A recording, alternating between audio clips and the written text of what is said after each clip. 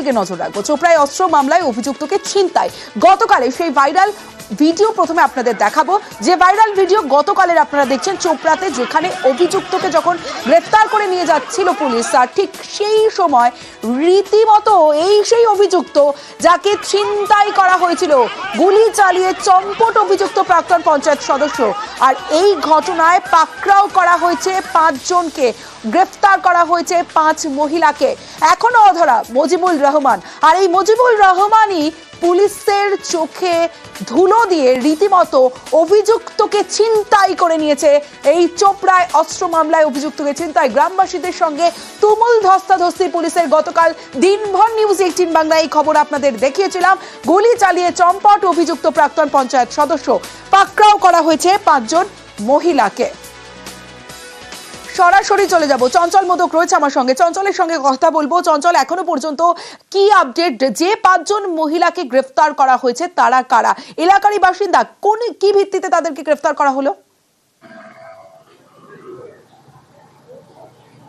দেখো তমশ্রী, তোমাকে জানিয়ে রাখি যে গতকাল যে চুতিয়াখোর গ্রাম পঞ্চায়েতের যে কালিকাপুর এলাকায় যে ঘটনা ঘটেছিল, যে মজিবুল রহমান যে অভিযুক্ত ছিল, যে অস্ত্র আইনে যে অভিযুক্ত, তাকে কিন্তু পাকড়াও করে পুলিশ গ্রেপ্তার করছে। গ্রেপ্তার করার পরে কিন্তু গ্রামবাসীরা তাকে ঘেরাও করে, সেই সময় কিন্তু অভিযুক্তকে গ্রামবাসীরা ছিনিয়ে নিয়ে যায় পুলিশের ভ্যান থেকে। এরপরে কিন্তু অভিযুক্ত পলাতক রয়েছে এখনো পর্যন্ত, তার খোঁজ কিন্তু চালাচ্ছে পুলিশ। তবে এই ঘটনা, যে এই যে পাকড়াও করার সময় যখন অভিযুক্তকে যে ছিনতাই করার ঘটনা, সেই ছিনতাই করার ঘটনা সহ এই যে পুলিশের যে কাজে বাধা দেওয়া, এই বাধা দেওয়ারও অভিযোগ তুলে কিন্তু 5 মহিলাকে গ্রেপ্তার করে চোপড়া থানা পুলিশ, এবং আজকে তাদেরকে ইসলামপুর মহকুমা আদালতে তোলা হলে 14 দিনের জেল হেফাজতের নির্দেশ দিয়েছে ইসলামপুর মহকুমা। চঞ্চল, এই জায়গা থেকে জানতে চাইবো যে 14 দিনের জেল হেফাজত হয়েছে, 5 জন মহিলার পুলিশের কাজে বাধা দেওয়া, একাধিক অভিযোগে এই 5 জনকে গ্রেফতার করা হয়েছে। কিন্তু জানতে চাইবো, গতকাল যে ঘটনা ঘটলো, মজিবুল রহমান যেখানে পালিয়ে গেল, আগ্নেয়াস্ত্র দেখিয়ে পালিয়ে গেল, আর সেই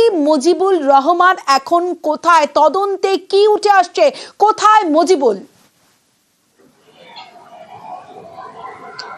দেখো, গতকাল যখন মজিবুর রহমান পুলিশের ভ্যান থেকে যখন গ্রামবাসীরা তাকে ছিনতাই করে পালিয়ে যাওয়ার সহযোগিতা করেছিল, তারপরে কিন্তু পার্শ্ববর্তী যে ইসলামপুর ব্লকের যে কমলাগাঁও সুজালি গ্রাম পঞ্চায়েত এলাকা রয়েছে, সেই সুজালি এলাকা থেকে যখন পালানোর সময় মজিবুর রহমানকে সুজালি এলাকার যে গ্রামবাসীরা রয়েছে তারা কিন্তু আটকানোর চেষ্টা করে। তখন কিন্তু মজিবুর রহমান গ্রামবাসীদের লক্ষ্য করে গুলি চালিয়ে কিন্তু সেখান থেকে চম্পট দেয়। তবে পুলিশের অনুমান রয়েছে যে যেসব সীমান্তবর্তী এলাকা, অর্থাৎ চোপড়া এলাকা, যে লক্ষ্মীপুর গ্রাম পঞ্চায়েত, দাসপাড়া গ্রাম পঞ্চায়েত, এইসব যে এলাকা রয়েছে সীমান্তবর্তী এলাকা, সেই সীমান্তবর্তী এলাকাগুলোতে কিন্তু গা ঢাকা থাকতে পারে বলে পুলিশের অনুমান করছে। এবং পুলিশ গোটা এলাকা, অর্থাৎ চোপড়ার যে বিভিন্ন এলাকা রয়েছে, যেসব জায়গায় তিনি গা ঢাকা দিয়ে জানতে চাইবো যে পুলিশ কি মনে করছে, কোথায় থাকতে পারে মজিবুল রহমান? চোপড়াতেই আছে নাকি অন্যত্র কোথাও পালিয়ে যাওয়ার সম্ভাবনা রয়েছে মজিবুলের?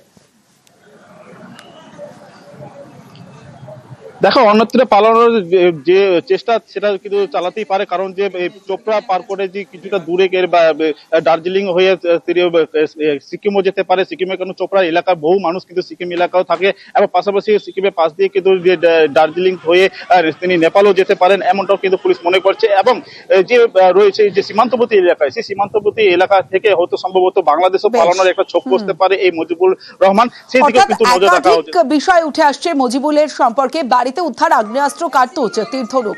দীর্ঘদিন বেআইনি অস্ত্র কারবারে যুক্ত এই মজিবুল জমি কেনাবেচায় তোলাবাজি, এলাকায় দাদাগিরি। প্রাক্তন পঞ্চায়েত সদস্য মজিবুল রহমানের বিরুদ্ধে ভুরি ভুরি অভিযোগ। ভয়ে কাঁটা চোপড়ার চুটিয়াখোর গ্রামের বাসিন্দারা।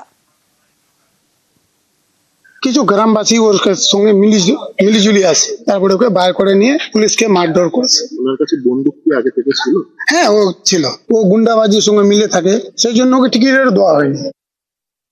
উনি ভালো লোক বলে সব গ্রামবাসী গুলো ওনাকে তুলতে দেয়নি। ওনার নামে কোনো কেস নাই, তো ওনাকে কেন নিয়ে যাবে অযোধ্যা? সেই জন্য ওনাকে নিয়ে যেতে দেয়নি। যাকে পাচ্ছে ওকে নিয়ে চলে যাচ্ছে। সেই ভয়ে গ্রামের মানুষ তো ঘর ছাড়া হয়েছেই। আমার বড় যা, ও আতঙ্কে কোথায় আছে জানি না, এখনো মানুষগুলো কে কোথায় আছে কারো খবর জানি না।